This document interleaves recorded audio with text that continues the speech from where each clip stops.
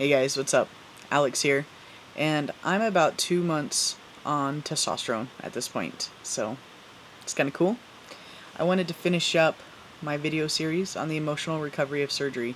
These have been a few more topics than I had anticipated, but it's a really big topic, and I actually don't know of any other YouTuber who's documented the emotional recovery. I know I've seen a lot of physical recovery, which is helpful, but emotional recovery, I think, is also just as important, but unfortunately not spoken of as much. So hopefully I will add to that source of knowledge, as well as maybe inspire a few people to ruminate on that themselves. So I would say the most overwhelming feeling that I had post-surgery was just this incredible sense of relief. I can't even. Oh my gosh! Yeah, it was a weight lifted off my shoulders, or like the metaphor, but it was just so relieving to be able to touch my body the way it was supposed to be.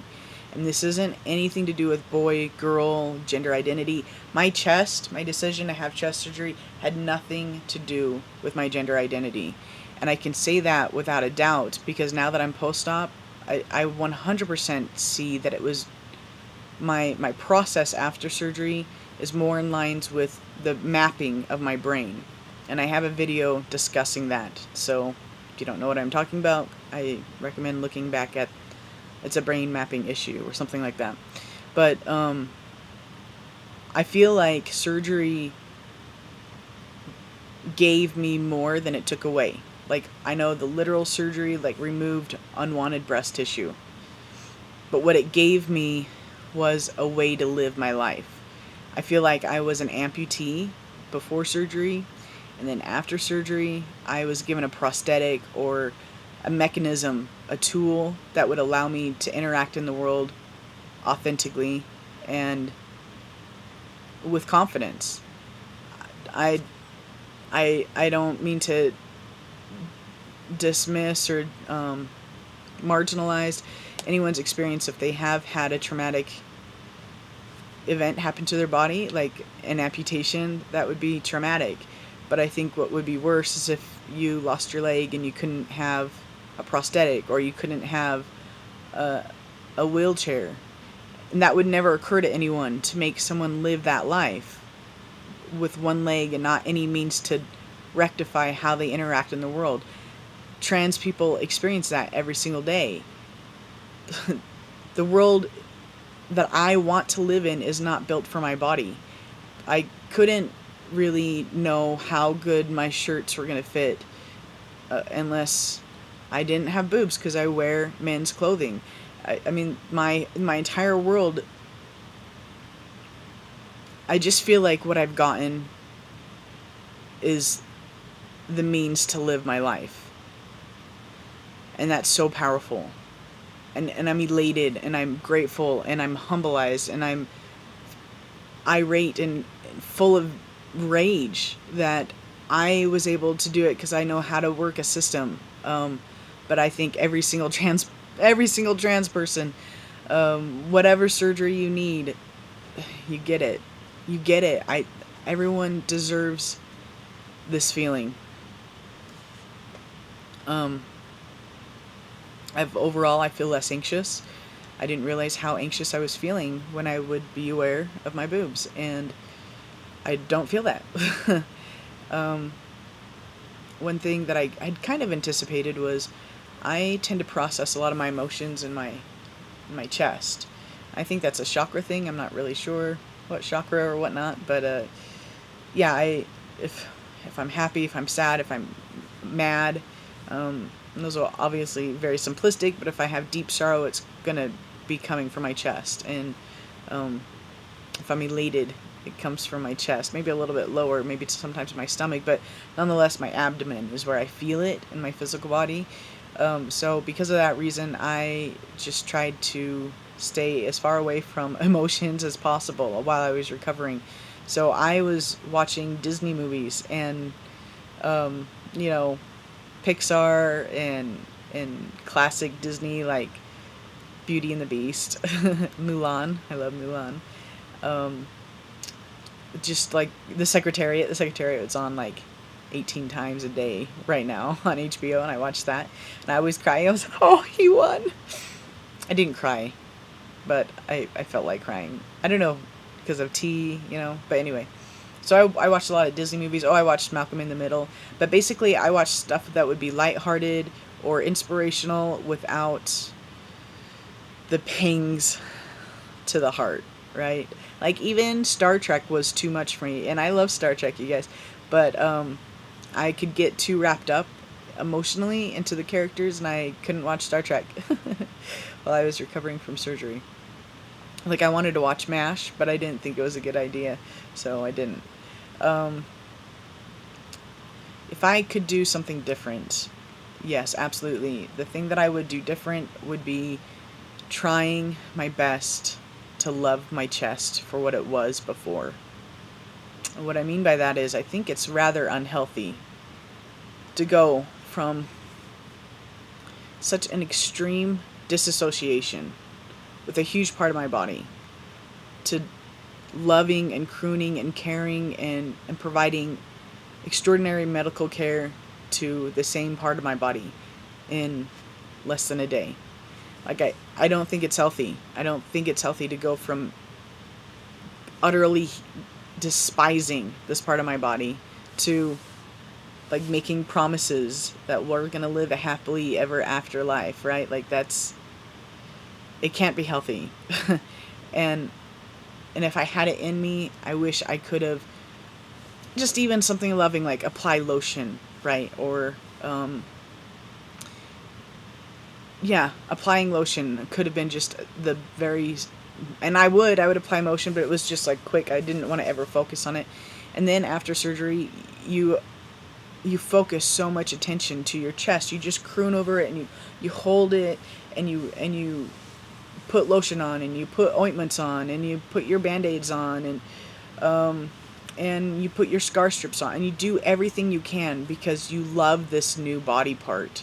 You just love your new chest, and so you touch it, because that's what we do when we love something. We touch, and at least that's what I do. And I was acutely aware of the level of disdain I had because of the level of unconditional love I have toward my chest. And, I didn't know that I was so disdainful. I just thought I was disassociating it. But it's way more than disassociation. It was complete and utter hatred. And it's not healthy. It's not healthy to hate your body with so vehemently, but goodness, that's what I experienced. And if I could do it over again, I would have shown some sort of loving action to this very specific part of my body, and maybe have it be more present in, maybe even in sex. I don't know, but like where I would have wanted to work on the shame piece of that, because going from one side to the other in just a matter of days, I don't know how it did hurt me, but I just don't think it's healthy. I don't. And I was trying to think about how I could apply this lesson to my body now. Is there some other part of my body that I just disdain? I don't know if I really disdain my periods, but I do fear them because I have such terrible, terrible periods and ovulations. And luckily, I've stopped my periods. 2 months on T, my periods have stopped, so I'm lucky for that. But I don't really have much that I could apply that to, but I definitely want to in the future. If there's a body part that I'm not loving, I'm just gonna say nice things about it and touch it and love it and name that wart that I'm not so fond of. I don't know how else it would present itself, but that dichotomy of feeling in such a short time frame, it's a little too much, I think.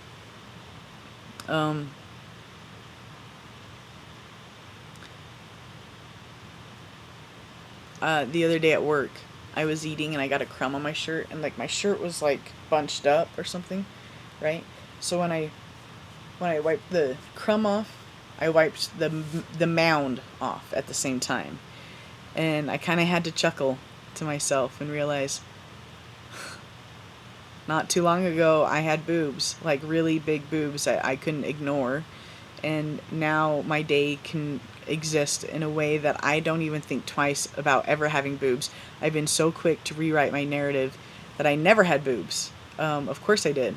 Of course I did. But in my head, my memories don't include them. So it was just interesting that that one simple gesture of wiping away a crumb could also wipe away any sort of resemblance to a mound under my shirt, because it was just a bunched up shirt. It made me think about how quick I am to rewrite my entire narrative about that.